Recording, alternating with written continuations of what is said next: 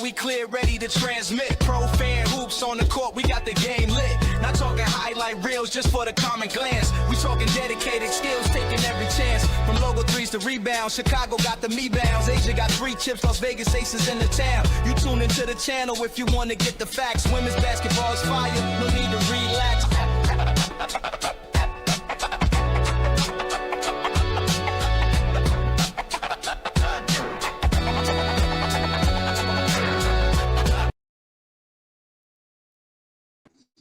What's going on, good people? We talking hoops today. Pro Fan Hoops is in the building, y'all. Hope you like the intro, man. Been working on some things. Haven't really had an opportunity to really stream for hoops because I've been hot and heavy with the Eagles. You know how I do. But had to jump on the hoops channel, man. We got USA basketball now. That is a thing. Everybody's going nuts. I saw all the footage. Caitlin Clark hitting threes. She's back on the court. Guess who's back? All of that kind of stuff. And that's all well and good. That's all well and good. But let me see something real quick. My second screen. There we go. That's what I'm looking for. Transition. There we go. That's what I'm looking for. So yeah, this was everywhere. Caitlin Clark's back on the court. Now, y'all know me as my second favorite Indiana Fever player, my number one being Kelsey Mitchell. That's my home girl. Went to my high school. I was good friends with her dad. But yeah, I'm a fan. I'm a Caitlin Clark fan. But people are losing their minds because she hit a couple of threes on some practice highlights. And she's back and she's this, that, and the other.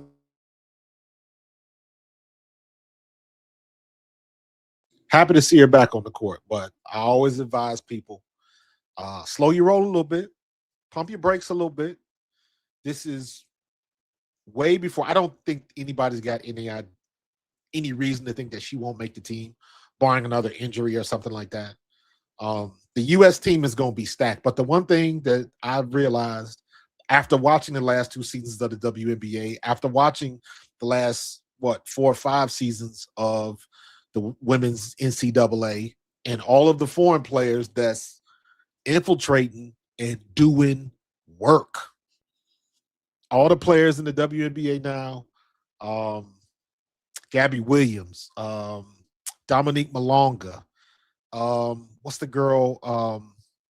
What's the girl that plays for Golden State? That they got two French girls, Ami here, and what's the girl? I can't remember her name. She plays for the Valkyries. She was balling at the end, and of course, Johannes that plays for New York. She's got skills. So all of the teams get nasty international talent. Now the problem is the talent, with the exception of France, they're scattered everywhere. France, in my opinion, has the lion's share of the good players playing in Eurobasket and playing overseas, but you got a lot of good players everywhere. So the U.S. team is definitely going to be challenged. But what I did not realize was I did not realize how much time they had until it's time for them to go to the tournament. I don't think they play in the tournament until like 2026, like in September or something like that. So that's a lot of things that can happen. What's going on, Whitney? Hi, back to you. I appreciate you. Appreciate you jumping in. So it's good to see the women's basketball. They're gonna have a bomb squad with Caitlin and Paige and Angel and Lauren Betts. And I know there's a bunch of other ones that I'm forgetting. Let me see if I can get that. Obviously, Coach Carol Lawson. Carol Lawson is catching a little flack right now because Duke ain't doing too great. So Natalie Nakase, Golden State, Coach of the Year, rightfully so. Nate Tibbetts, Stephanie White, what she did with Indiana with Caitlin Clark being hurt, and we were one Kelsey Mitchell injury away from getting to the title game. So, and I tell anybody, if Kelsey Mitchell doesn't run out of gas, and I say run out of gas because literally that's what happened to her. Her body literally had nothing left to give, and she locked up. And I know there was some crazy scientific word for it, but it was like if they didn't get her help at that particular moment, she could have been up out of here. So whatever that disease was or whatever that thing that happened, that was serious. So I look at it from the standpoint of she literally her body gave everything until it was on E, and then it locked up. If Kelsey Mitchell does not go down, I believe Indiana wins, and they go on to win the title. That's just my opinion. But maybe they do have a tournament in March. Maybe I'm looking at it because I'm looking at it right here. You see at the bottom, USA Women's National Team Managing Director Sue Bird will evaluate players prior to naming a team for the 2026 FIBA Women's World Cup Champions. So maybe the FIBA is just a separate thing, and there's other tournaments. I'm not quite sure how this works when you get a U.S. team. I don't know where they go, how they travel, all that kind of stuff. So that is my ignorance. You could be right, Greg. So, but it says the FIBA, the 2026 FIBA Women's World Cup will take place from September 4th through the 13th, 2026 in Berlin. The USA team seek their 5th consecutive World Cup gold medal. So I guess they're going to play a lot of tournaments and do a lot of,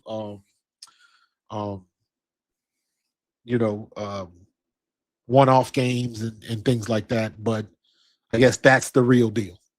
So, but my point was that's a lot of time. September 2026, that's a lot of time. And a lot of things can happen. So, not to mention, are we going to have a WNBA? If that, obviously the U.S. team is outside of the WNBA's purview. They something separate, but still, it'll be interesting to see how this works with all of these players. But at this point, I believe they'll get it done. They'll get it done. Let me see. I think it's a qualifier, even though they're already qualified. Yeah.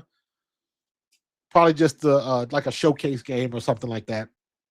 Going through the motions, trying to generate interest, trying to generate press and things of that nature. So You know it's gonna be packed with Kaylin playing. So I don't think Asia's playing in it. So um, yeah, it'll be good. I'm looking forward to it.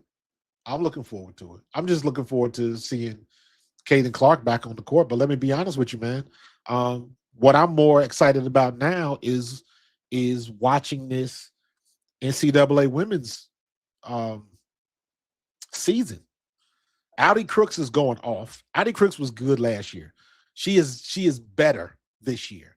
I want to see Olivia Miles. Hannah Hidalgo was doing exactly what I thought she was doing. She was going to do. Um, I want to see a little bit more Lauren Betts. Silas Swords at Michigan is one of my favorites. Hannah Hidalgo is one of my favorites. You got the new girl at USC with Juju Watkins still being out. Jazzy, I think her name is Jazzy Hamilton, if I'm correct. Um, Let me make sure that's right. But that girl is balling. That girl is picking up the slack. She is somebody. Jazzy Davidson. That's it. Jazzy Davidson for USC. Yeah, man. So she's doing it up. She is somebody that you want to watch. 22 points in 38 minutes. Look at that against Washington. So, and I think now we're just getting to the point where now we're getting some real competition. I watched the Iowa State game. That was a great game. Audi Crooks went off. She had 30, I believe. But I didn't give it too much interest because we had too many games where LSU was beating folks by 60 and 70 points. I don't want to see that. I want to see competition. I don't want to see LSU and Kim Mulkey playing against Sister Mary's that are poor. And, halftime score is 38-2 or, nothing like that. You know what I'm saying? So it's just getting to the point where we getting past all of those games, So now the competitions get a little bit more real and it's making sense. And I'm enjoying it. Like I'm enjoying Iowa State. I'm very interested to see how Malaysia for a while is going to continue to go because I'm a big South Carolina fan. South Carolina, I'm looking at that girl. Is it Okot? She's a foreign girl playing center. She's like 6'4". And she's one of them people that doesn't seem like she's comfortable in her own skin yet. Like she don't feel like she's comfortable on the court yet. But when she gets it, she's going to get it. She's going to get it. She's going to be beasting on folks in a minute. So, like I said, Silas Swords is one of my favorite. Like watching her at Michigan. Lauren Betts, man, I want to see her. Like as big as she is, Lauren Betts, I believe, is 6'6", right? She still looks, to me, still looks a little stiff. That's just my opinion. She still looks a little stiff. Michaela Blake's, absolutely, bro, absolutely. There is a lot of people that I want to watch. What's the girl the girl that transferred from Rutgers to Penn State? Keomi McMillan. She's another one that I want to watch because the stuff she was doing at Rutgers was ridiculous. She just didn't want to pass nobody the ball, and they got pissed off at her. So they got rid of her, But I want to see what she's doing at Penn State because Penn State was hot garbage last year. Now, if you look at it, is that a team that you want to watch? Absolutely. Absolutely. So it's a lot of good stuff going on, man. A lot of good stuff. And I'm here for it, bro. I'm here for it. I watch women's basketball more than I watch men's college basketball. Hell, NBA. I don't really watch the NBA. I watch women's basketball and I watch the W. I don't even watch Unrivaled. So I got a side eye out for this Project B to see how that's gonna play out. But we'll see what works. We'll see what works. So let me see if I can get some NCAA women's scores here. That was a good game, man. That Iowa State game. Here's what I'm thinking though. And I said this the year after Caitlin Clark left Iowa. I was like, Hannah Stokey is like 6'3", right? I have yet to see Hannah Stokey like take over a game. And when I say take over, what I mean is Hannah Stokey gonna post up and they got to get her the ball? as opposed to does she make her own shots and all of that type of stuff. Dude, you was a couple seconds ahead of me, man. I don't get me wrong, I like Hannah Stokey, but if can Hannah Stokey take over a game on her own? She's not going to dribble down on the point. She can get hot when they get her the ball down low. She can do some things, but I've also seen her kind of come up small, and maybe small is the wrong word. Like, and let me be honest with you. Here's a good comp. Last year in the tournament, after Juju Watkins got hurt, I thought Kiki Iriafen was going to go off, and she didn't. The game that Juju Watkins got hurt, Kiki, they fed it to her, and she went nuts. The next game, where you got a game plan, and okay, we're going to stop Kiki and make everybody else beat us. USC didn't have no answer. I think Kiki ended up with like 10, 12 points or something like that. She had a very pedestrian game. And I was expecting her to just like, all right, this is your moment. Show everybody it ain't all about Juju. Not so much. So that's what I'm seeing with Hannah Stokey. If somebody's going to get her the ball and she gets going and she gets hot, she can be a force. But it just doesn't seem like it happens like that all the time. But we'll see how it kind of goes on. Like just when I was watching this game, like I made a comment on Twitter when I watched this game. I was like, just when it thinks like Audi Crooks is going to run out of gas, she doesn't. And she just keeps going and keeps going and keeps going. And they keep feeding her. And can't nobody stop her. And she got that little crisp fadeaway now. Man, come on. Ain't nobody going to be as strong as she is. If she can keep her lungs together and get up and down the court when she gets to the next level, and she gets that fade away and all of that type of stuff, man, she's going to be all right. She's going to be all right because ain't nobody as strong as her. When I look at Audi Crooks, her game reminds me a little bit. She is much better than, in my opinion, but she reminds me of Damiris Dantas for Indiana. And what I mean by that is Damiris Dantas, she had a pretty good jumper. She could hit the three every now and then. But when Damiris Dantas was guarding you down low, or when she was on the blocks and she got the ball, you could not move her. She was strong with her lower body, even though it sometimes didn't seem like it, even though she wasn't the fastest up and down the court. When she got all her spot in the paint, you could not move her. And she posted up against all of the bigs in the W, and she came out on top. You couldn't move her. She was strong like that. That's what I see when I see Audi Crocs. And I think Audi is a little bit better mid-range player, but Damiris is a much better outside shooter. But that's not my comparison was the strength down low, not the shooting ability. I think Audi's mid-range is clutch, but I think Damiris was a little bit better shooter. But if Audi keeps his pace up, dude, she just gets better every game. And like I said, as soon as you think she's going to run out of gas, she doesn't. I'm like, damn. So, yeah, Audi Crooks is her, man. Audi Crooks, I like watching her play. I got to get together like a top 5, like a top 10 people I like to watch. Not necessarily the best players. That's always going to be subjective. Who I say might not be who you agree with, and that's okay. This is your list. But like her, I want to see I like to see Malaysia and Flaugier when they get they rhythm and they timing together and they become a duo. Because Malaysia is nasty when she wants to be, but sometimes I see the same thing that she was doing in South Carolina. And hopefully, I think Kim Mulkey's going to get a beat on her, but LSU is nasty right now, man. Ooh, they nasty.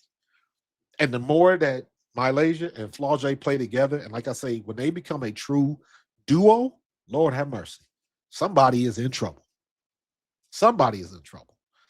So there's a lot of them, man. Like I said, Malaysia, Flaugier, Hannah Hidalgo. It looks like Olivia Miles is still she gets close to them triple doubles. As that girl can pass the ball so well. She can just run the court. And I'm interested to see what she does with TCU next year.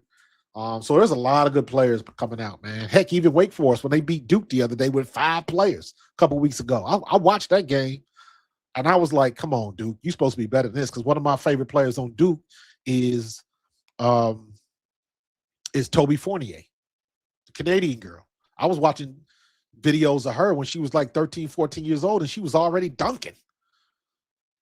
I'm like, somebody gonna come through here and start yanking it down. Kiki Iriafen can dunk. She just never does it. Dominique Malonga can dunk. She just never does it. The only person I've ever seen dunk in a game was what's her name? Girl from South Carolina. Ugh, why am I blanking on the name? I'm getting old, man. My memory is leaving me. Who's the girl? Madison Booker is nasty. Thank you very much. Madison Booker is for real. Yes. Yes, yes, yes. And also remember, man, we still early in the season. So a lot of things can change. A lot of people can hit their peak. A lot of people they hit puberty in the middle of the season, meaning that you become self-aware of your talent. There is in all athletes, there is a mental and physical link that happens when you're playing sports at every level. And literally, it is the point at which your mind and your body connect and sync up, and you begin to realize your potential. It happened to me. It happens in, Little League. It happens in high school. It happens in college. And if you make it to the next level, it happens to the pros. And that is that moment where everything links up, and you basically just tell yourself, like, yeah, I can do this. So you kind of, when you was a freshman in high school and all of a sudden you playing on varsity, and then you killing folks on varsity, and all of a sudden everything sinks and you're like, ooh, I can do this. Then you go to college and it rinse and repeat. You a freshman at college and you playing against seniors and people that's going to the NFL or NBA or whatever.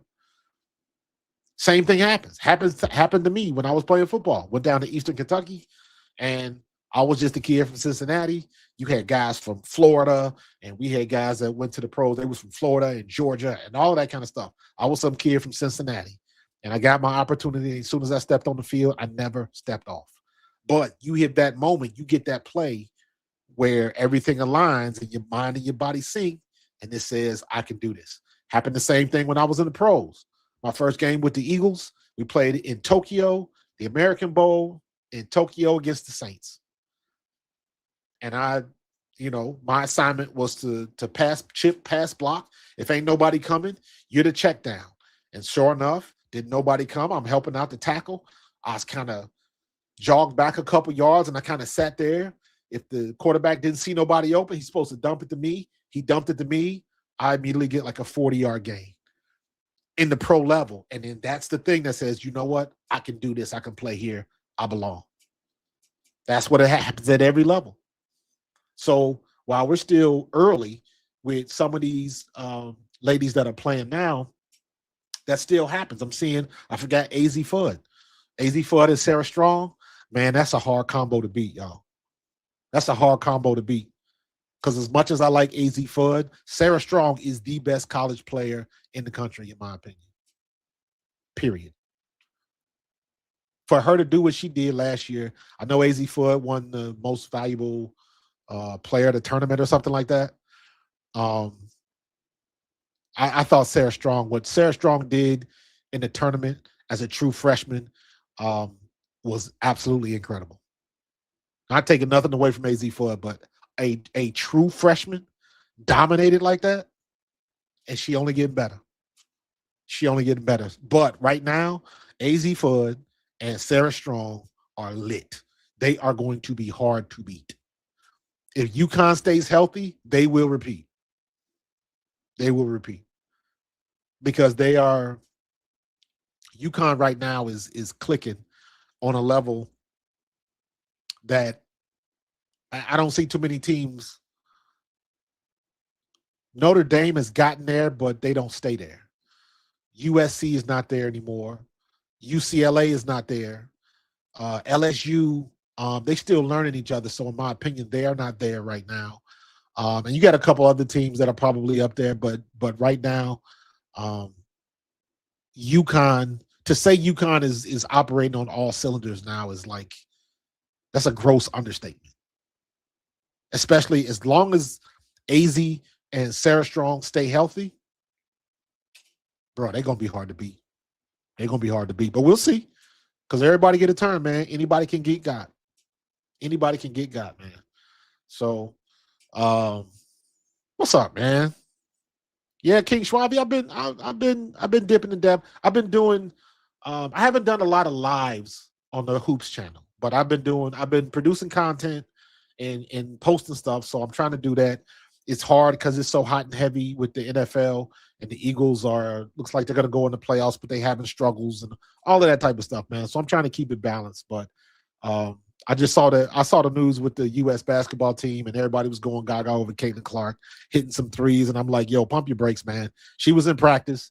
Um, I know she can hit threes in practice, so let's let's chill out until we go get some competition, and we see what's what. We see what's real, and I have no doubt that she's gonna light it up, but I still want to see it against real competition. So, and I'm saying that as a Caitlin Clark fan.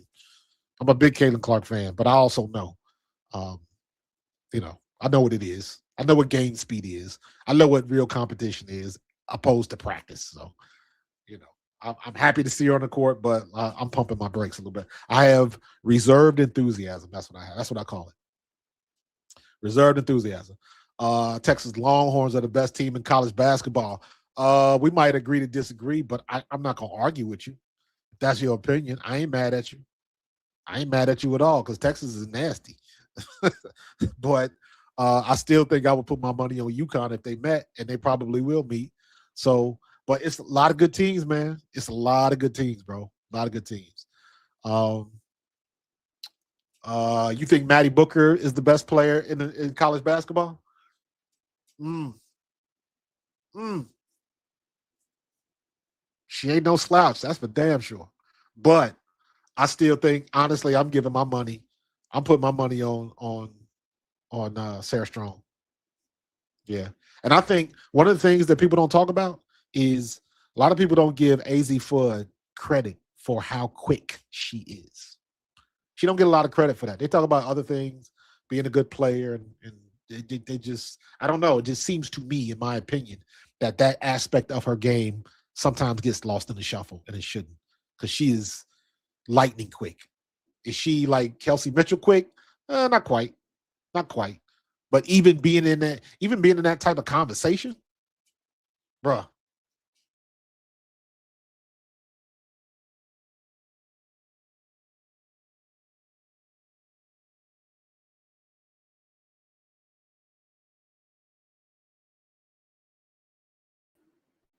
I don't know what just happened, but there we go.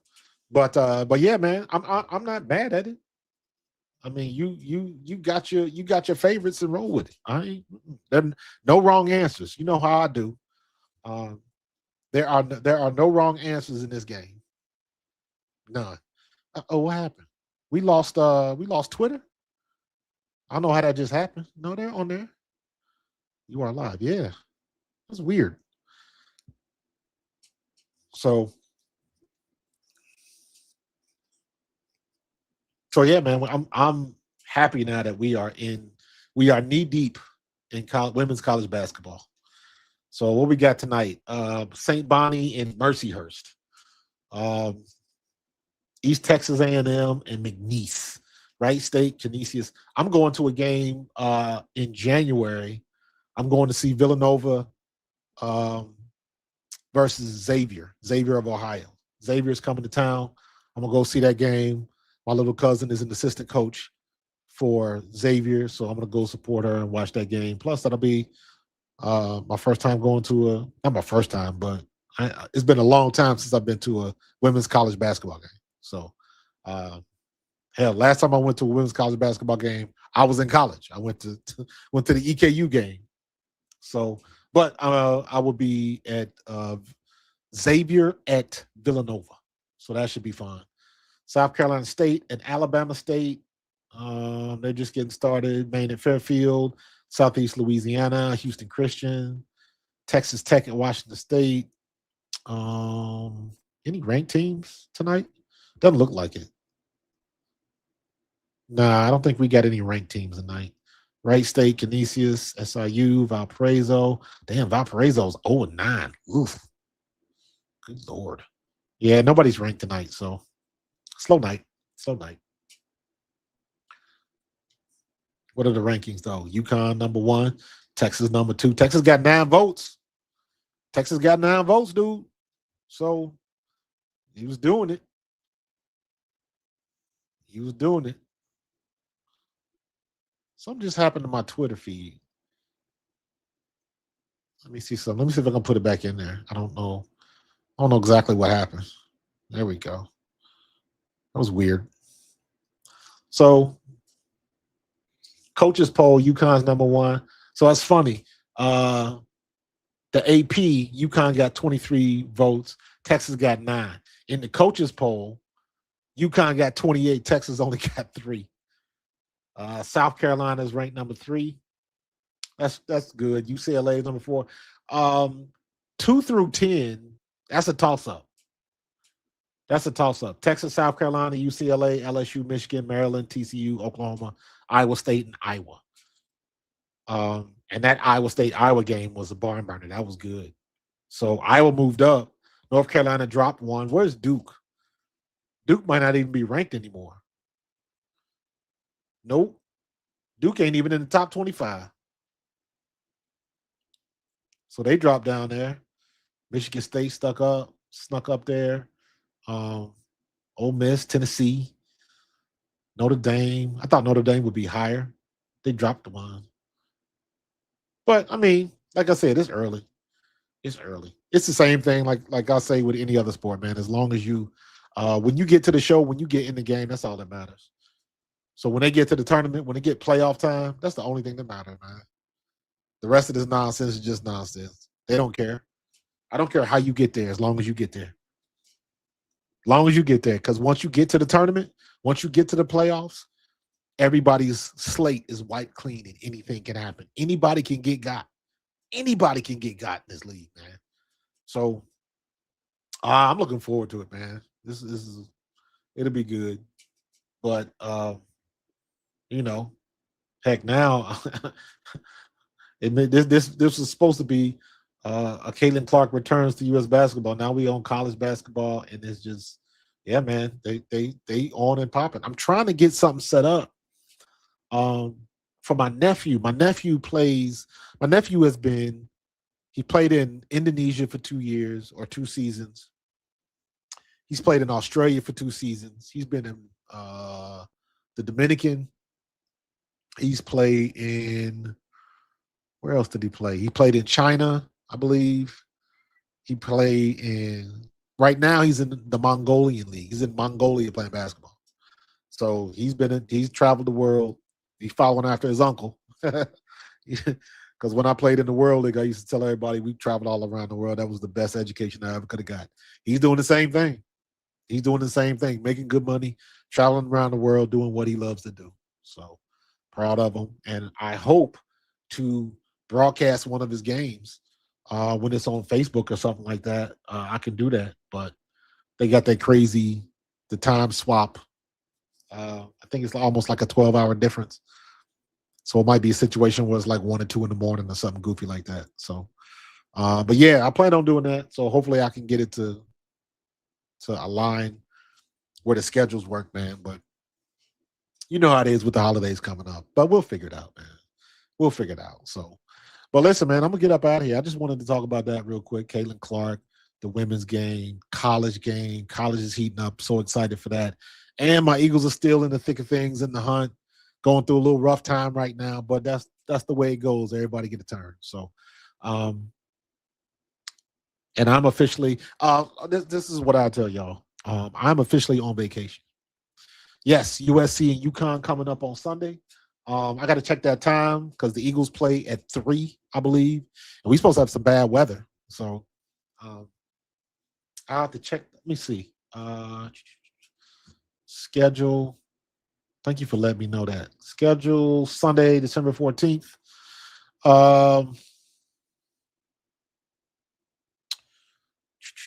Baylor and Texas. That'll be a good game. That's at 1 o'clock. Toledo and Ohio State. Western Kentucky to Eastern Michigan. IU. Stony Brook. Kentucky at Belmont. This is women's. Yeah, this is women's. I don't see it. I know it's got to be here. You just who's so Baylor at Texas is at 1 o'clock. What time did you say? USC at UConn. I don't see that here. I don't see it on the ESPN schedule. USC and UConn. I don't see it. Is it Saturday?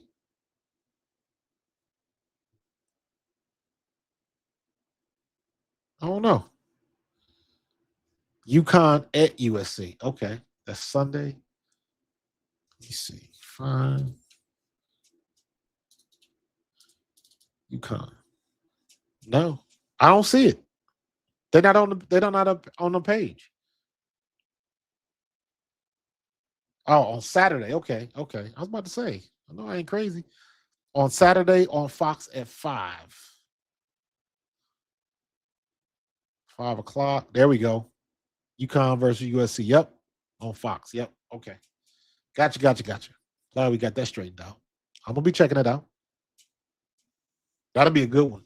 I'm expecting UConn to take that one. But that'll be a good test for Jazzy. That'll be a real good test for her. So yeah, we got basketball on the brain, man. Basketball on the brain. But everything's getting good. I want to see more of it. I want to see more of these young ladies put it down on the court because it's starting to get exciting now. Competitions starting to level up, and it's the way it's supposed to be, man. That's what I'm talking about. So, but before that, what I was telling you guys was, I am on vacation to the rest of the year. So I'm on vacation. So what I'm going to be doing is I will have the opportunity to start live streaming and doing content midday in the middle of the day. I see so many people put stuff out in the morning and get like really good response and so I'm gonna mess around with some stuff and I'm gonna go live in the morning starting next Monday. So I haven't quite figured that out. Probably like I'm thinking of like maybe 9 or 10 o'clock in the morning because that's the time I see a lot of these shows and they get really good numbers. So I'm gonna try it out, see what happens. So just experimenting, trying to find ways to grow, trying to find ways to hook audience and continue to grow the channel. I'm getting a lot of organic growth. Organic growth means that I'm not growing like super fast, but the people that do tune in to me and subscribe to me, like they stay with me and they really like what I'm doing and they really give a lot of feedback. Because the one thing I'm trying to do is I'm trying to build an audience and with a back and forth and have conversations, not monologues. So yeah, I've been known to drop the link in if somebody wants to come on and talk about their team. You're more than welcome to do that. I do that stuff all the time, just for future reference. This is what it looks like, and most of the time, you will have an open invitation. Let me see. Drop the link. So when you see this, when you see that, that means I dropped the link. That means you can click on the link. It'll bring you into my room and I can get you on live. So if you got comments, if you got something to say, if you got a hot take, if you got an opinion, we can hear it. When I do this, you do not, let me repeat, you do not have to be on camera. You can turn your camera off and I can still hear you. Because I know a lot of people don't want to be on camera. On my other channel on Pro Fan Talk, a lot of times I might get ladies on. Sometimes the ladies don't want to be on camera. That's cool. Just don't turn your camera on and it'll just be like a radio call-in show. So we'll see you like your little thumbnail, but we'll hear you loud and clear. So if anybody wants to come on, give your opinion, hot takes and all that kind of stuff, regardless of what I'm talking about, um, you're more than welcome to do that. Whenever I drop that link, if anybody wants to come on now, you got it. I'm only going to be on for about another 5 minutes unless somebody come on and you want to talk for a little bit. But um, I'm surprised now that I just got finished talking for 40 minutes. We on 40. It goes fast when you have that. So that's why I like inviting people on. Get your thoughts in, get your comments in, especially like after a game or at halftime or something like that. So that's always fun, man. So if don't nobody want to come on, that's cool. Just let you know how it works. Just for future reference, invite your friends. I talk to all type of fans. Even though I'm an Indiana Fever fan, I talk to everybody. As long as you don't go toxic on me, we good. Talk your talk. If your team beat my team, talk your talk. Now's the time to do it. I'm a former pro player, used to play with the Eagles, so my perspective is a little bit different in all sports. I'm talking from somebody that's been in the locker room. It doesn't matter what sport you play. Sometimes what you see in the locker room, that dynamic is familiar. So I always have a kind of a different perspective from that point of view. So, but I'm gonna get up out of here, man. I appreciate everybody for jumping in, man. I appreciate that. I'm real excited about the basketball. Let me know what you think about the intro. Got some more stuff. I'm keeping the song, but I might mess with the graphics a little bit in the video. So that'll be changing. But the song is tight. I like that. So we're gonna keep that going. But I'm gonna get up out of here, man. Enjoy y'all weekend. I hope y'all get all y'all Christmas shopping done this weekend, so you ain't got to go out and do nothing stupid and be out in that madness. So enjoy your holidays. I was putting up Christmas lights today. I'm gonna finish them up tomorrow, and I will talk to y'all later. All right. Y'all have a good one. Be good. And let me see. Am I going to end it with the theme? Yeah, I'm going to end it with the theme. So holla at y'all later. Peace.